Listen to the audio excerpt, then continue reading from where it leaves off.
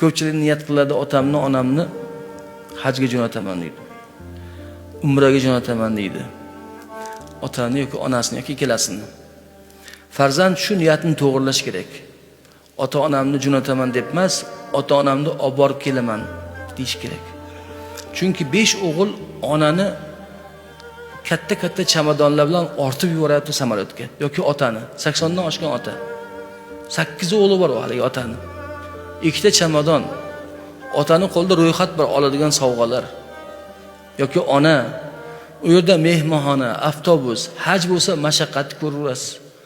Onalarni qanchalik qiynalishini ko'rib odam yuragi eziladi. To'g'ri. 50 boshlar qaraydi, lekin bir 50 boshi farzandni o'rnini bosa olmaydi-ku ona uchun yoki ota uchun. Farzand uchun sharafdir. Ota va onasiga muqaddas makonlarga borib xizmat qilish. Niyatingizni to'g'rilangki, otamni, onamni yuboraman deb emas, ota-onamni olib borib shu yoqda duolarni olaman deb niyat qiling. Alloh taolo muvaffaq qiladi.